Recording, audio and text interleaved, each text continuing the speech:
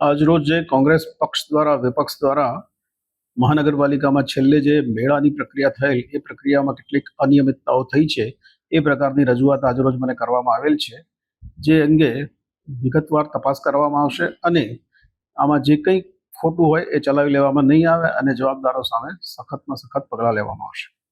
બિલકુલ, જેમ મેં તમને કહ્યું એમ આ તપાસ સોંપવામાં આવેલ છે અને આ અંગે તપાસનું રિઝલ્ટ આવ્યા બાદ જરૂરી કાર્યવાહી કરવામાં આવશે.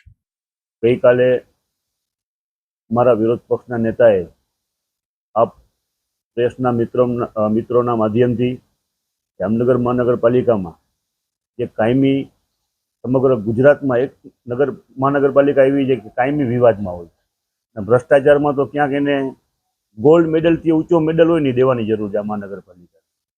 અમારા નેતાએ કાલે પ્રેસ વાર્તા કરી અને જામનગરનો લોકમેળો જે શ્રાવણ માસમાં દર વર્ષે આપણે લોકમેળો કરી એ લોકમેળામાં આધાર પુરાવા સાથે કમિશનરને રજૂઆત કરવાની જે વાત કરી છે, આજે અમે કમિશનર સાહેબ પાસે જઈ આધાર પુરાવા રજૂ કર્યા છે. 24/7/2025 આ મેળો ખુલ્યો હતો. છેલ્લો દિવસ હતો ટેન્ડર ખુલવાનો. ટેન્ડરમાં સત્તાધીશ પક્ષના 3 કોર્પોરેટર પણ નિમેલા હોય છે, ઉચ્ચ કક્ષાના અધિકારીઓ પણ બેઠા હોય છે. ટેન્ડરની આખી પ્રોસેસ હોય છે. એમાં ડીડી એટલે ડિમાન્ડ ડ્રાફ્ટ એ એડવાન્સ જમા કરાવવાનો હોય છે, પછી જ મહાનગરપાલિકા એને એ પ્લોટ આપે. આ વર્ષે મહાનગરપાલિકાએ 2,17,00,000 જેવી રકમ ઇન્કમ જાહેર કરી હતી કે મહાનગરપાલિકાને આટલી ઇન્કમ આ વખતે મેળામાં થઈ. પણ અત્યાર સુધીમાં અમે અમારી જે તપાસ કરી અત્યાર સુધીમાં માત્ર 1,66,00,000 રૂપિયા જેવી જ રકમ જામનગર મહાનગરપાલિકામાં જમા થઈ છે. બાકીની રકમ પ્લોટ ધારકો અધિકારીઓની મિલીભગતથી અત્યાર સુધી વાપરે છે. સ્વાભાવિક છે 24/7/2025 જે ટેન્ડર ખુલ્યા હોય અને 24/8/2025 પ્લોટ નંબર 2ના પૈસા જમા થાય છે 1 મહિના પછી. પ્લોટ નંબર 6ના હજી સુધી મહાનગરપાલિકામાં 1 રૂપિયો પણ જમા થયો નથી.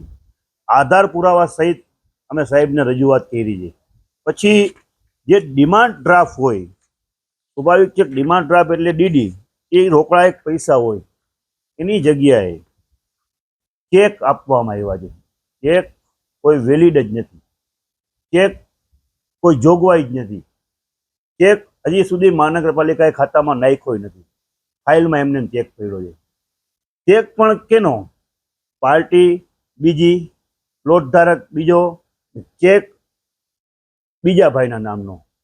એટલે માત્ર અધિકારીઓ, હું તો માનું છું ટેન્ડર સમિતિ પણ આમાં ક્યાંક સંકળાયેલી હોઈ શકે.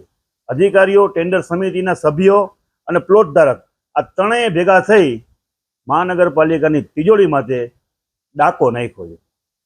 આ મહાનગરપાલિકાની તિજોરી માટે હુમલો છે. આજે અમે કમિશનર સાહેબને કોંગ્રેસ પરિવાર દ્વારા રજૂઆત કરવાની, કમિશનર સાહેબે અમને સ્પષ્ટ કીધું કે હું આમાં વ્યક્તિગત તપાસ કરીશ.